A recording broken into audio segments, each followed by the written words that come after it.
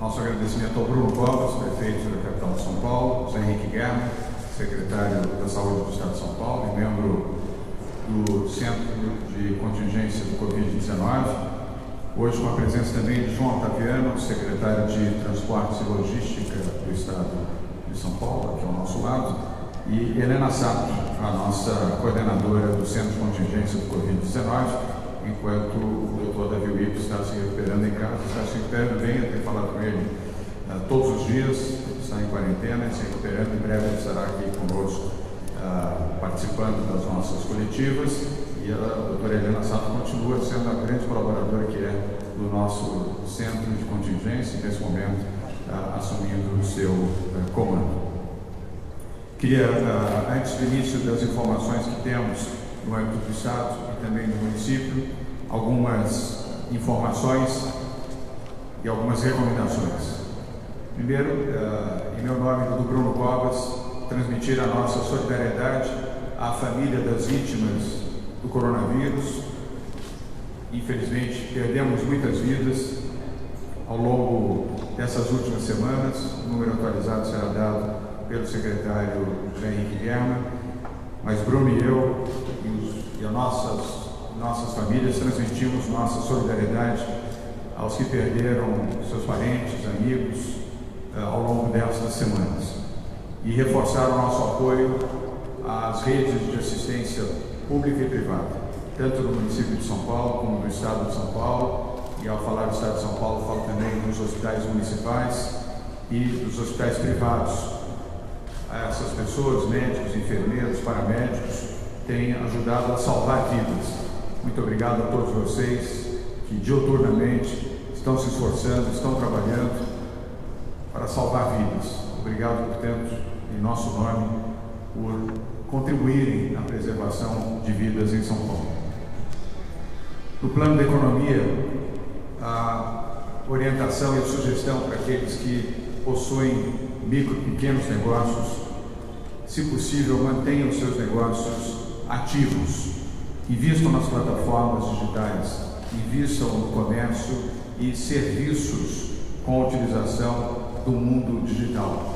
Eu tenho observado alguns casos específicos de pequenas empresas e até microempresas que, ao invés de reclamarem, ao invés de ficarem aguardando o final da crise, enfrentam a crise e buscam de forma criativa alternativas para superarem a crise. O mundo digital, onde muitos estavam engatinhando, agora é hora de acelerar, e a busca do mundo digital pode ajudar a salvar empresas, empregos e também ajudar a salvar vidas. Portanto, utilize as plataformas digitais, invista nisso, busque outros exemplos, procure as plataformas do SEBRAE, SEBRAE São Paulo, SEBRAE Nacional, estão preparados. O SEBRAE é uma instituição operosa, competente, está oferecendo informações gratuitas e assessoramento para aqueles que querem enfrentar a crise, ao invés apenas de esperar que a crise passe. Quero também sugerir aos bons hábitos que as pessoas que estão em casa, e a nossa recomendação, volto a dizer aqui, em meu nome do Bruno Covas, fiquem em casa, estejam ao lado dos seus familiares, fiquem em casa até o final dessa crise, procurem ficar em casa e estabeleçam novos princípios e novos hábitos nas suas casas, no convívio com seus familiares, com seus filhos. Eu já ouvi depoimentos de pessoas, Bruno, que me disseram que começaram a jogar cartas com seus filhos e a participar de jogos com os filhos, coisas que não faziam há anos. Outros a lerem livros para os seus filhos, outros a dialogarem com seus filhos, que não seja pelo WhatsApp. São novos hábitos e esses hábitos ajudam você a compreender a dimensão dessa crise e a ultrapassá-la com o espírito mais elevado. Isso gera, Bruno, mais fraternidade também na relação entre as pessoas e, sobretudo, entre os familiares. Mude os seus hábitos, portanto. Compre pelas plataformas digitais livros, comece a ler, compartilhe a literatura com seus filhos, com sua esposa, com seu marido, com seu avô, com sua avó, além de utilizar os canais de televisão, de entretenimento, de informação e de orientação, como já tem sido feito. Aliás, hoje fizemos uma reunião excepcional com das principais empresas produtoras de conteúdo, streaming, aqui no Brasil. Participaram de uma teleconferência conosco durante 1h30, sob a liderança do secretário Sérgio Saleitão, secretário de Cultura e Economia Criativa, juntamente com a Patrícia L., secretária de Desenvolvimento Econômico. Fiquei muito feliz e quero agradecer a todas as empresas de conteúdo, inclusive as emissoras de televisão que estão aqui, preocupadas em orientar através da informação jornalística séria e bem feita, assim como na orientação específica para que as pessoas fiquem em casa enquanto perdurar essa crise, e o entretenimento também, para crianças, jovens e adultos. Mais do que nunca, a televisão e outras formas de streaming em tela se tornaram ainda mais importantes nesse período da crise do coronavírus. Por último, nessas considerações iniciais, volto a repetir o que disse ontem. Você que é médio e grande empresário ou empresária, por favor, não demita. Agora é a hora de solidariedade. A crise vai passar. Essa crise tem prazo determinado. Diferentemente de uma guerra, onde temos o início, Bruno Covas, nós não sabemos quando vai terminar. Esta é uma guerra que tem prazo determinado. Ela vai terminar. Você vai precisar do seu funcionário, do mais modesto na contribuição à sua empresa, ao mais qualificado. Ele saberá reconhecer o valor do seu gesto, da sua atitude em mantê-lo no seu emprego, mantê-lo ao seu lado, ainda que remotamente. Essa força, essa lealdade, essa capacidade, essa inteligência deste profissional, esse amor que ele já tem pela sua empresa, terá ainda mais se perceber em você um gesto solidário. Isso ajudará você a recuperar a sua empresa após a crise. Portanto, se você é empresário ou empresária de médias e grandes empresas, pense nisso, reflita e saiba reconhecer o valor dos profissionais que podem ajudá-lo a superar a crise e, principalmente, acelerar o seu negócio depois da crise. Os informes de hoje, terça-feira, 31 de março. O Governo do Estado de São Paulo anuncia neste momento o repasse de 100 milhões de reais para 300 santas casas do Estado de São Paulo, para auxiliar também hospitais municipais, hospitais que são controlados pelos municípios, por 120 dias até 31 de julho. Este recurso será repassado todos os meses, ao longo destes meses, abril, maio, junho e julho, totalizando, repito, 100 milhões de reais, tanto o valor mensal é de 25 bilhões de reais, para que hospitais municipais e santas casas possam ter um reforço no custeio para o atendimento aos seus pacientes. O objetivo é que estes hospitais aumentem a sua capacidade de atendimento, os hospitais municipais, os 126 hospitais municipais, e desafoguem os hospitais, sobretudo no atendimento de média e alta complexidade, para que possam receber doentes infectados com o coronavírus. O secretário da Saúde, Henrique Guerra, poderá dar mais detalhes a vocês. E o plano é ampliar em até 30% a capacidade dos leitos dos hospitais de média e grande complexidade, Bruno, para permitir que o sistema possa funcionar melhor. Tanto um investimento do Governo do Estado de São Paulo no valor de 100 milhões de reais. O segundo anúncio, São Paulo unifica o protocolo de atendimento em mais de 100 hospitais através da teleconsulta. Também o Dr. Zé Henrique Guerra, secretário da Saúde, o Dr. Carlos Carvalho, que integra o nosso centro de contingência do Covid-19 e é um pneumologista dos mais reconhecidos do país e atua no Hospital das Clínicas, no INCOR, em São Paulo, poderá também dar mais detalhes para vocês. Esse é um projeto pioneiro de teleconsulta desenvolvido pelo INCOR. O INCOR é uma referência nacional e internacional, pertence e está integrado ao complexo do Hospital das Clínicas em São Paulo, que é o maior complexo hospitalar da América Latina, e esse sistema já está à disposição e começa a ser aplicado a partir de amanhã, com o protocolo de tratamento de pacientes com coronavírus em toda a rede, em mais de 100 hospitais públicos da Secretaria da Saúde. Através desse sistema de teleconsulta, especialistas do Hospital das Clínicas, em parceria com a equipe de pneumologia do INCOR, sob o comando do Dr. Carlos Carvalho. Carlos Carvalho está aqui conosco, pode levantar o braço, os jornalistas poderão depois entrevistá-lo, se desejarem. Obrigado, Dr. Carlos, também, e a toda a sua equipe pelo trabalho de altíssima eficiência e de rapidez também que colocaram à disposição esse sistema de teleconsulta. Isso vai permitir a discussão de casos em tempo real com médicos de outros hospitais da rede e a agilização de procedimentos. A agilidade na defesa da vida pode muitas vezes significar a diferença entre viver e não viver. Uma equipe está em conexão por videoconferência com outros médicos dos hospitais da rede pública, podendo também circunstancialmente atender médicos de hospitais da rede privada, se assim for necessário. Eles vão analisar os casos mais complexos, discutindo, sugerindo alternativas de forma rápida e eficiente. O Dr. Germer dará mais detalhes a vocês e, repito, o Dr. Carlos Carvalho também poderá ser questionado nesse sentido. Terceiro informe, e com este nós encerramos as informações de hoje, antes de ouvir o Bruno Covas, prefeito da capital de São Paulo.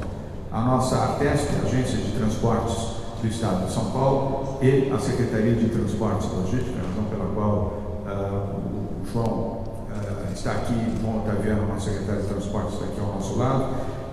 Nós autorizamos as concessionárias a distribuírem 140 mil kits de alimentos para os motoristas de caminhão nas rodovias do Estado de São Paulo. Todas as rodovias concessionadas do Estado de São Paulo estarão distribuindo kits de alimentação.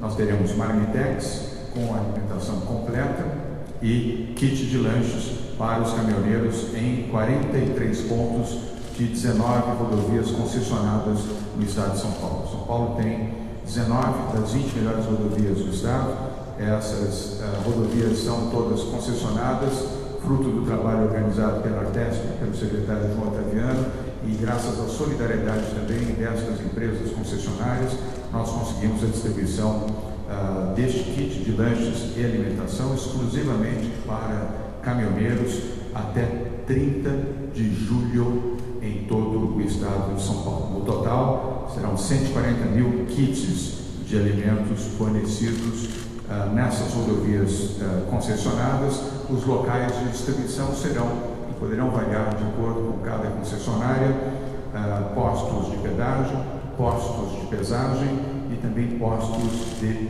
combustível. Nós temos um acesso pelo site que é www.abastecimentoseguro.sp.gov.br para que caminhoneiros possam consultar de acordo com a rodovia que estiverem utilizando ou que forem utilizados. Volto a repetir, www.abastecimentoseguro.sp.gov.br. Esta é uma iniciativa em respeito aos caminhoneiros, em respeito àqueles que estão ajudando a manter o abastecimento, a manter viva a atividade de abastecimento de alimentos, de medicamentos e outros produtos para a população do Estado de São Paulo e a população de outros estados também, considerando que São Paulo representa quase 40% da economia do país. Eu passo a palavra agora ao prefeito da capital de São Paulo, Bruno Covas. Boa tarde a todos. Nesse momento que a cidade de São Paulo, o Estado de São Paulo e o Brasil passam, é um momento de uma grande crise. Em um momento de crise é preciso elencar prioridades. E a minha prioridade é a prioridade da Prefeitura de São Paulo, e tenho certeza a prioridade do governo do Estado de São Paulo é com os mais vulneráveis. Por conta da pandemia do coronavírus, seguindo recomendação da Vigilância Sanitária, as 25 cooperativas que trabalham aqui na cidade de São Paulo com a reciclagem tiveram que suspender as suas atividades. E é por isso que hoje a gente anuncia um recurso de R$5.700.000 para poder destinar esse recurso a essas famílias de catadores na cidade de São Paulo. São 1.400 catadores autônomos que, por serem autônomos, vão receber ajuda de R$ 600 do governo federal, e nós vamos dobrar essa ajuda. Vamos passar mais R$ 600 e eles vão receber um total de R$ 1.200 pelos próximos 3 meses. E nós temos também 900 famílias de cooperados. Por serem cooperados, não vão receber os R$ 600 do governo federal. Para essas 900 famílias, a prefeitura vai repassar R$ 1.200 por mês.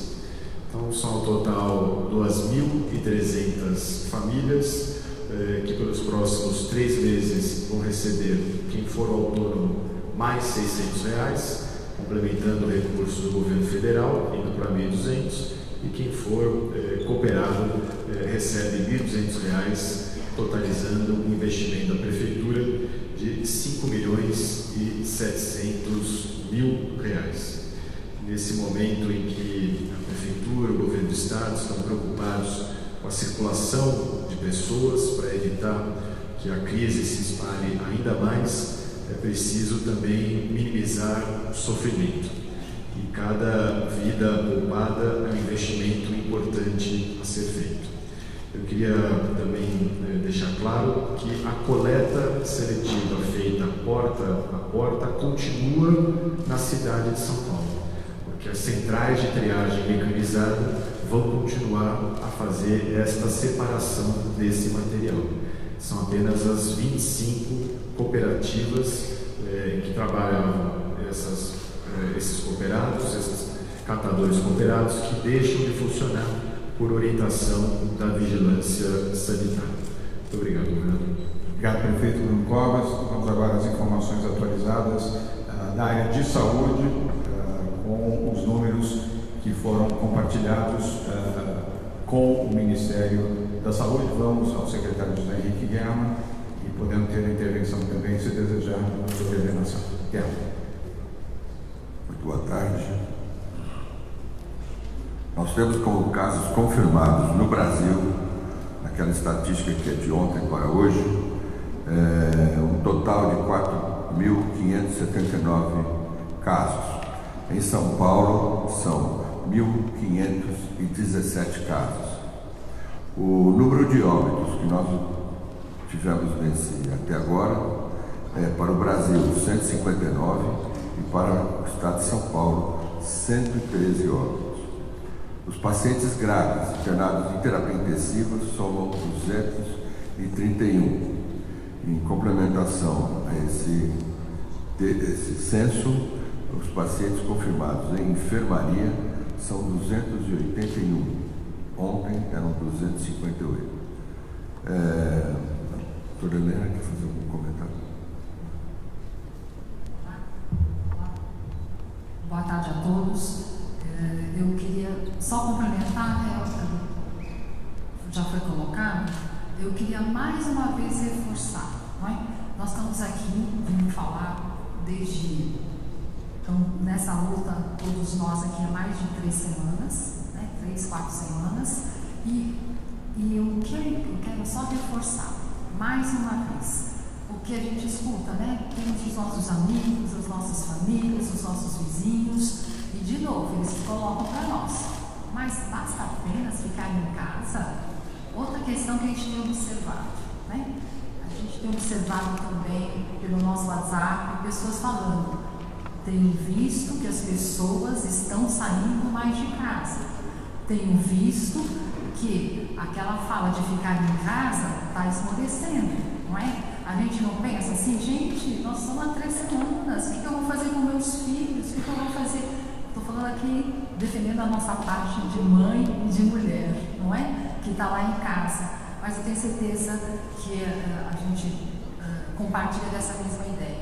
Então, por mais que a gente tenha que falar todo dia a importância de ficar em casa, quero mais uma vez ressaltar a literatura internacional. Estamos vendo os casos chegando nos Estados Unidos, certo? Infelizmente, tivemos países que não tomaram essa atitude de batalhar dia a dia, falando olho no olho, que o importante é ficar em casa. Nós temos que continuar falando essa frase. E Mais uma vez, a gente quer contar sempre com vocês a comunicação que nos colocam nisso. Por mais que a gente fale uma coisa simples, que é ficar em casa, essa coisa simples é que vai nos ajudar a segurar o crescimento desses casos. E mais uma vez, só terminando, só para reforçar, lembra aquela conta que a gente fala, o R0? Quem é o R0? Para cada pessoa infectada do sarampo, uma pessoa infectada transmite para 18, certo? Só que a gente tem vacina. Em relação ao coronavírus, uma pessoa infectada pelo corona poderá transmitir para outras 3. Só que ela não para nas 3. Cada uma dessas 3 poderá transmitir, se a gente não ficar dentro de casa e fazer todos esses cuidados, cada uma dessas 3 vai transmitir para outras 3. Não é? Então era isso só que eu queria colocar e reforçar. O que nós temos hoje é ficarmos em casa. Temos aí uma série de leis, uma série de medidas que estão sendo tomadas, mas nós não queremos trabalhar antes, que é a prevenção. Obrigado, doutora Helena Sato. Vamos agora às perguntas. Nós temos 8 veículos de comunicação, entre os que estão aqui, presentes no Palácio dos Bandeirantes, onde estamos realizando essa coletiva, e 3 jornalistas que estão remotamente. Vamos começar, aliás, mais uma vez com William Cury, da Globo News e TV Globo. Will, eu acho que você chega aqui no Palácio dos Bandeirantes às 10 horas da manhã, você é sempre o primeiro da lista aqui. Deve estar dormindo aqui próximo. 8 do Palácio dos Bandeirantes. Governador. Brincadeiras à parte, Will, boa tarde. Muito boa tarde. Eu queria saber, em relação ao EPI, que é o equipamento de proteção, que está nos hospitais particulares, está em falta. Eu queria saber como é que está na rede pública e temos observado um aumento muito alto no preço que eles custam para as instituições, e aí até inviabilizam a compra pelas instituições particulares. Eu queria saber o que tem sobre isso, se o Estado pretende agir, como fez no caso do álcool em gel, né, de padronizar o preço, pelo menos para o consumidor. Tem alguma coisa sobre isso? E na rede pública também está faltando? Obrigado. William Cury, eu vou dividir a resposta com o Dr. Zé Henrique Guerra, secretário da Saúde. Nós estamos atentos, sim. Orientei, inclusive, o Dr. Fernando Capês, que é diretor-geral do PROCON, da mesma maneira que fizemos no álcool gel, para ter uma ação mais efetiva em relação aos fabricantes dos produtos chamados EPI, equipamentos de proteção individual. Normalmente eles não são vendidos em farmácias, à exceção das máscaras. Os demais produtos são vendidos diretamente pelos fabricantes. Não considero de forma alguma uma atitude correta, dada a demanda crescer, que empresários gananciosos, não estou generalizando, mas alguns infelizmente estão fazendo essa péssima prática, eu diria até uma prática desumana, de aumentarem o preço dos seus produtos, dado o fato de que a demanda cresceu não só no Brasil, como mundialmente. Este é um problema que afeta todo o mundo. A falta de equipamentos de EPI acontece nos Estados Unidos, na França, na Itália, na Espanha, em todos os países que ainda vivem o drama e a crise do coronavírus. Nós estamos buscando também a aquisição fora do Brasil para permitir o rápido atendimento, sobretudo de máscaras e aventais, as máscaras, os 2 tipos de máscaras em tecido, para o atendimento à rede de saúde pública. Sei também que grandes hospitais privados de São Paulo também estão fazendo aquisições internacionais, além de doações. Eu pessoalmente solicitei ao embaixador da China no Brasil, com base em Brasília, que pudesse disponibilizar máscaras para o sistema público de saúde de São Paulo. A China produziu milhões de máscaras durante o período da crise, que infelizmente viveu e fatalizou também centenas de chineses, e hoje eles têm uma disponibilidade adicional, e pedi a ele que pudesse disponibilizar 500 mil máscaras para São Paulo e que pudesse atender também outros estados brasileiros. Quando eu falo São Paulo, aqui é o epicentro da crise do coronavírus. Vocês acabam de ouvir do secretário da Saúde que dos 4.579 infectados no Brasil, 1.517 estão em São Paulo. Dos óbitos, 159 pessoas perderam sua vida no Brasil, das quais 113 aqui em São Paulo. Então, eu quero deixar claro também que isso não é volúpia, não é o desejo de privilegiar São Paulo, é o desejo de preservar vidas. São Paulo é o epicentro do coronavírus e é natural que tenha que ser contemplado com um maior volume de equipamentos de proteção individual, assim como de respiradores e medicamentos para atender as pessoas infectadas. Eu divido agora essa mesma resposta ao jornalista William Cury com o secretário José Henrique Guerra. Os nossos estoques hoje estão completos. Nós fizemos durante a semana uma compra bastante significativa e recebemos também do Ministério da Saúde um pouco mais de EPIs. Então, no dia de hoje, nós estamos com esses estoques em dia. Obviamente que rapidamente isso vai diminuir, porque a demanda é muito alta, já é muito alta e com isso consome-se EPIs de uma forma bastante acelerada. Então, nesse sentido, nós estamos já comprando de novo, já estamos nos organizando para a compra feita na China, que tinha fechado o mercado para o mundo e agora começa a abrir gradativamente. E pelo relacionamento que temos, através até de um escritório do governo de São Paulo na China, nos facilita na questão dessas negociações. Então, tanto respiradores quanto máscaras e outros EPIs, nós estaremos comprando também no exterior. William, para complementar, obrigado, doutor Guerra. O nosso escritório em Xangai está operando, é o único escritório de um estado na China, está operando desde agosto do ano passado. Temos falado dia sim, dia não, com o diretor do nosso escritório, que em contato com as autoridades chinesas e também com fabricantes, já conseguiu viabilizar um bom volume de máscaras, de aventais e óculos também para compor os equipamentos de proteção individual e respiradores também.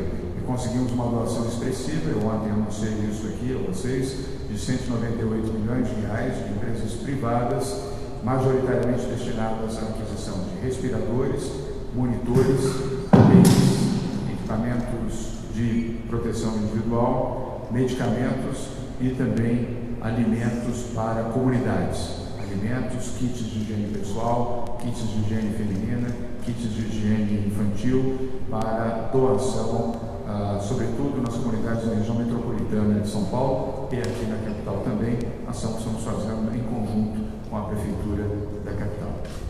A próxima pergunta ela é virtual e na sequência voltaremos aqui com Maria Manso, da TV Cultura. Neste momento a pergunta é do jornalista Marcos Andrade, da Rádio Bandeirantes de Campinas, e a pergunta será lida pela jornalista Flávia Soares. Aqui na cidade de Campinas, mesmo com a quarentena, é possível ver um aumento gradual da movimentação nas ruas. O senhor pensa em tomar medidas mais enérgicas, como são empregadas em outros países, para garantir o isolamento social e achatar ainda mais a curva do crescimento do coronavírus? Marcos Andrade, da Rádio Bandeirantes de Campinas.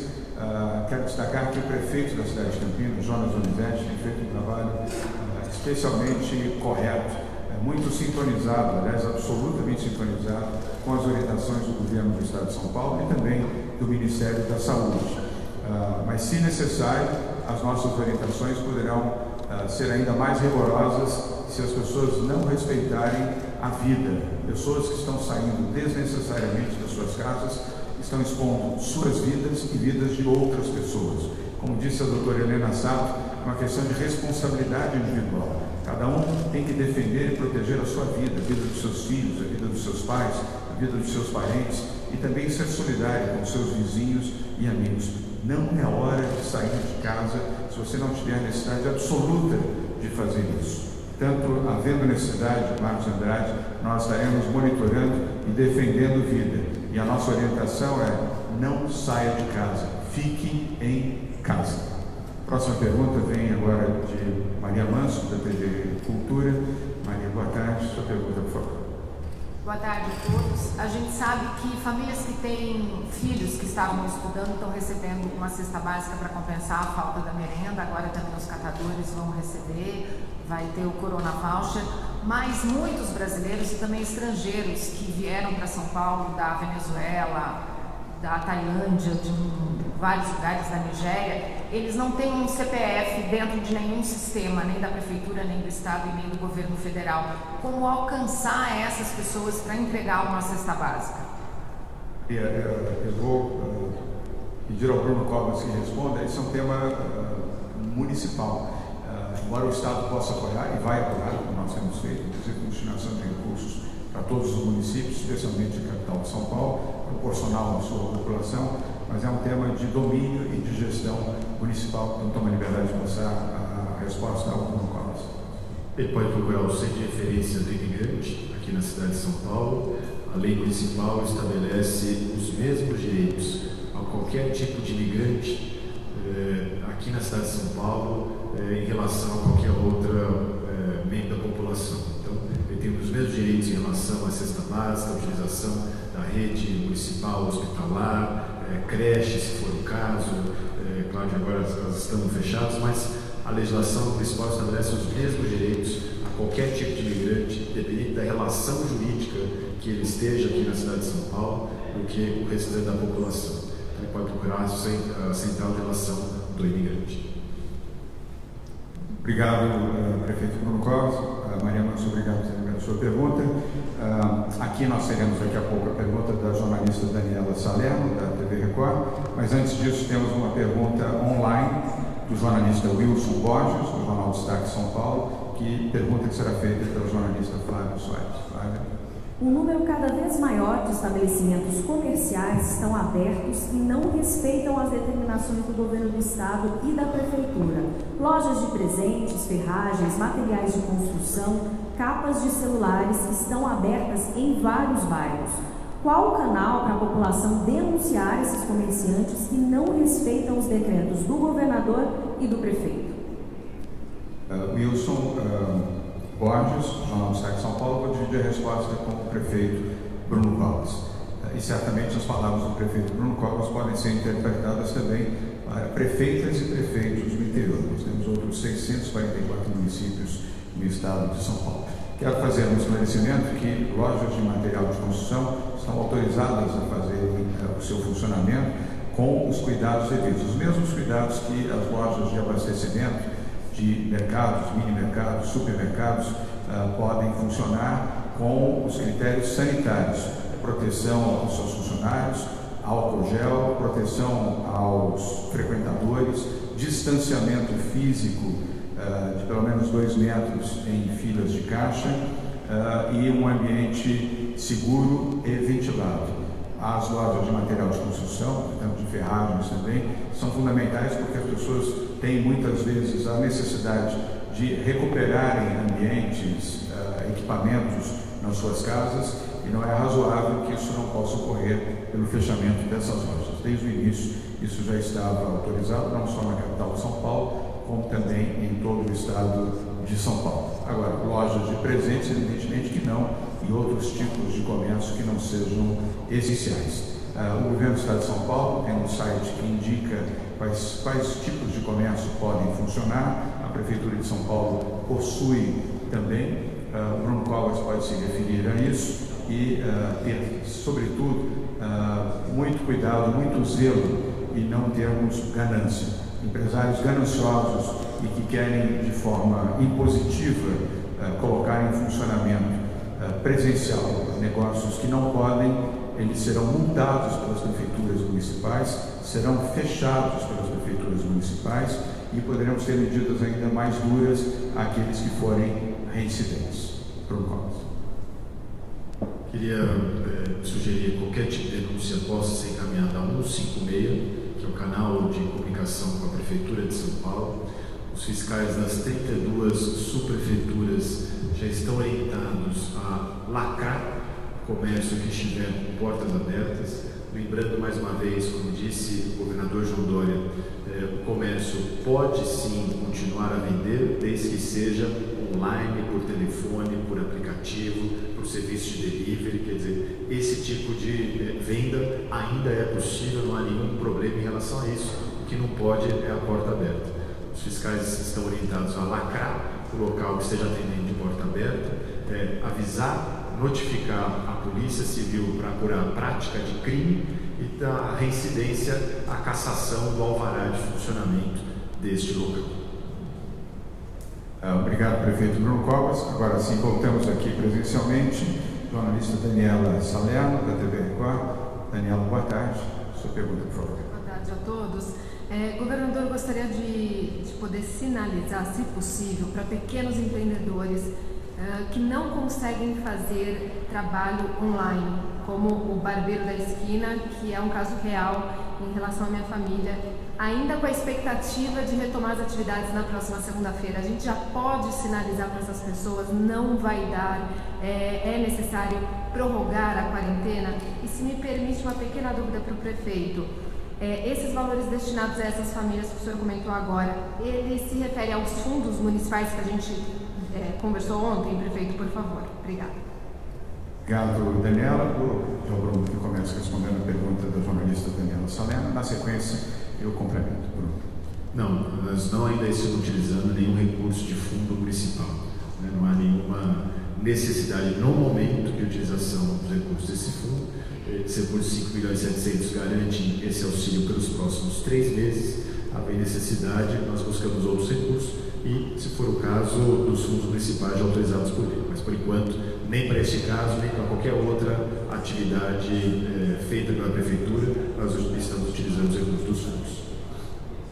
Obrigado, Bruno. Daniela, o SEBRAE tem no seu site informações muito precisas sobre alternativas de funcionamento para vários tipos de serviços, comércio e serviços online. Reconheço que no caso de cabeleireiros, barbeiros, manicures, pedicures e serviços dessa natureza, é sempre muito mais difícil esta atuação. Porém, individualmente, isso pode ser feito. Não há limitação, não há proibição para que um barbeiro, uma cabeleireira, uma manicure possa ir até a casa da sua cliente com a devida proteção, com máscara, com luvas e tendo também a proteção feita no próprio ambiente onde ela estará atuando para não comprometer a sua cliente e nem comprometer a sua própria saúde. Essa é uma alternativa circunstancial, evidentemente, enquanto perdurarem as limitações para o funcionamento do comércio e serviços, exceto as áreas que já foram informadas, os setores que podem funcionar. Mas nessa área específica, são milhares de cabeleireiras, entre as quais eu incluo também manicures, pedicures, barbeiros e de áreas afins, poderão fazer o atendimento na residência do seu cliente. Sei que isso não resolve, sei que isso é algo circunstancial, mas é uma alternativa ao funcionamento e ao trabalho, ainda que limitado, destes profissionais. Vamos agora a uma pergunta não presencial, ela é virtual, da jornalista Silvia Amorim, do jornal O Globo. Sua pergunta, Silvia, será lida pela Flávia Soares. Flávia. O senhor disse que a nova campanha para conscientizar as pessoas da importância do isolamento social será veiculada até o dia 6 de abril. O secretário de Saúde disse ontem que, se o isolamento for cumprido pela população até a próxima semana e os casos de coronavírus se mantiverem no ritmo de crescimento atual, a quarentena poderá ser suspensa no dia 7. Queria saber se está sendo estudada a suspensão da quarentena a partir do próximo dia 7. O presidente Bolsonaro promete um decreto para a reabertura do comércio. Silvia Amorim, eu vou pedir, com a autorização do secretário José Henrique Guerra, de responder a sua pergunta integralmente. Nós não fazemos antecipação de anúncios, nós fazemos revisão diariamente das nossas decisões e dos nossos posicionamentos. Por isso temos um comitê de saúde, denominado Centro de Contingência Covid-19, são 15 pessoas que atuam cruzando informações do Estado de São Paulo, sobretudo do município de São Paulo. Este grupo participa do secretário Edson Aparecido, as informações do Ministério da Saúde, da Organização Mundial de Saúde e também as informações que recebemos de um outro grupo, coordenado pela Deloitte, a consultoria que está trabalhando com o governo do Estado de São Paulo, de informações que vêm de outros 56 países e, portanto, tudo isso é avaliado, é filtrado para permitir decisões acertadas. Então, nós estamos no dia 31 de março, não há a hipótese de anteciparmos informações para depois do dia 7 de abril. Até lá é a quarentena, as pessoas deverão respeitar em todo o Estado de São Paulo a determinação do governo do Estado de São Paulo para que fiquem em casa, nas suas cidades ou no campo, mantenham-se em casa. Oportunamente, isso será feito adiante, nós vamos avaliar. Neste momento, a orientação é: fiquem em casa. Volto a repetir: fiquem em casa. Essa é a orientação da área de saúde, essa é a orientação do governo do Estado de São Paulo, essa é a orientação da Prefeitura da capital de São Paulo e vale para todo o Estado de São Paulo. Em relação ao presidente Bolsonaro prometer um decreto para a reabertura do comércio, se vier o presidente Bolsonaro a implementar ou a tomar uma decisão desse tipo, quero informar que o governo do Estado de São Paulo tomará medidas judiciais para evitar que isto aconteça. Em São Paulo, nós não vamos permitir que nenhum ato irresponsável se sobreponha ao posicionamento sereno, equilibrado e responsável do Estado, através do seu governo e das prefeituras de São Paulo. Vamos agora à penúltima pergunta, que é da Rádio Jovem Pan, é presencial, da jornalista Beatriz Manfredini. Beatriz, obrigado pela sua presença. Boa tarde. Sua pergunta, por favor. Boa tarde a todos. Ontem o governo federal recebeu uma doação da Vale de 500 mil testes rápidos, podem ser feitos em 15 minutos. E a distribuição vai ficar por conta do governo federal. Eu queria saber se a gente, por ser o epicentro aqui da doença no Brasil, se já tem previsão de quantos vão chegar, enfim, vai chegar alguma coisa. Obrigada. Obrigado, Beatriz. Vou pedir ao nosso secretário Zé Henrique Guilherme que possa responder a sua pergunta. Guilherme. Nós não temos essa previsão. Entretanto, nós estamos também, particularmente dentro das nossas próprias decisões, indo atrás da aquisição de testes rápidos. E aí, neste caso, o que nós estamos procurando e entrando em entendimentos é o teste rápido do PCR, aquele que hoje é feito normalmente para o diagnóstico da virose. Então, é esse teste que é diferente do teste que vocês têm visto atualmente, que ele diagnostica a presença de anticorpos. Então, ao vírus, nós estamos na procura e estamos em entendimento para ver se conseguimos comprar testes rápidos relativos ao PCR, que é o diagnóstico do vírus. Apenas uma complementação, secretário. Beatriz, o nosso contato, para ficar claro, com o Ministério da Saúde é constante, é permanente. O ministro tem sido correto, volto a repetir o que tenho dito em todas as nossas coletivas, não só o ministro, como a equipe do Ministério da Saúde também. E ele nos garante a obediência à proporcionalidade. A proporcionalidade, neste caso, não é nem pela população, que já seria um critério. São Paulo tem 46 milhões de habitantes. É porque aqui é o epicentro do coronavírus e, portanto, majoritariamente, EPIs, respiradores, testes rápidos, outros tipos de testes, têm que ser majoritariamente destinados onde você tem o epicentro da crise de saúde. E é o que ele nos garante. Ainda não recebemos, mas temos confiança de que o Ministério saberá obedecer esse critério, que é um critério de saúde, um critério sanitário e absolutamente correto. Eu espero que nos próximos dias tenhamos a entrega destes testes, assim como de máscaras e outros equipamentos de EPIs e respiradores também. E entendo que a imprensa tem que cumprir o seu papel de nos cobrar e cobrar do Ministério da Saúde também que haja um critério que está estabelecido e que ele seja obedecido. E rapidamente também, medidas burocratizantes que dificultem o acesso e a logística devem ser desconsideradas. Não é hora de fazermos aqui burocracias nem estabelecer limitações para isso. É hora de agilizar a chegada de equipamentos, testes, medicamentos e respiradores onde eles são mais necessários. Vamos agora à última pergunta da coletiva de hoje, é da jornalista Eduarda Esteves, do portal IG. Eduarda, boa tarde. Sua pergunta, por favor. Boa tarde a todos. Boa tarde, governador. Gostaria de saber qual é o plano de comunicação do governo para informar sobre o coronavírus, que a gente ainda vê uma grande quantidade de boatos e a falta de informação da população. Queria saber qual seria esse canal e se vocês estão se reinventando de alguma forma para passar essa informação, porque, por exemplo, no Reino Unido, eles têm utilizado o SMS para fazer os anúncios oficiais. Eu queria, não sei se todos aqui compreenderam bem, se você me permitir, eu vou pedir para você, pedindo perdão, Se você pode repetir a sua pergunta e falar mais pausadamente, porque eu entendi só parcialmente, e obviamente não quero dar uma resposta errada por não ter entendido de forma completa a sua pergunta. Queria saber qual o plano de comunicação do governo para informar a população sobre o coronavírus, qual seria esse canal e se vocês têm se reinventado de alguma forma para passar essas informações, porque, por exemplo, no Reino Unido, eles têm utilizado o SMS para passar os anúncios oficiais. Okay. Eu vou dividir com o Dr. Guerra e com a doutora Helena, agora está perfeitamente compreendida a sua pergunta.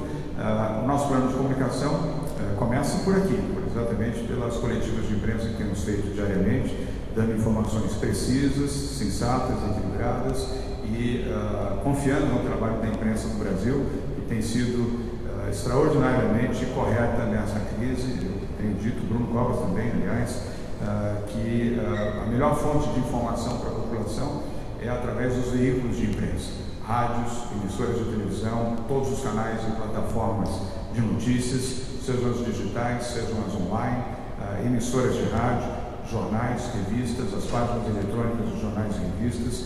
Nós percebemos, inclusive, um aumento considerável da audiência dos canais de televisão, a audiência de rádio também subiu bastante e a leitura de portais como o IG também cresceu substancialmente nas últimas 3 semanas, porque as pessoas sabem que as informações dadas pelos jornalistas, elas têm sido sérias e criteriosas. Além disso, temos também os nossos portais que são abastecidos diariamente no âmbito do governo do Estado, no âmbito da Prefeitura de São Paulo. A equipe do Bruno Covas tem feito isso também e operativamente nas áreas de saúde, na área de transporte e logística, nos demais setores de abastecimento também. Para completar, passo ao José Henrique Guerra e na sequência a doutora Helena Sato.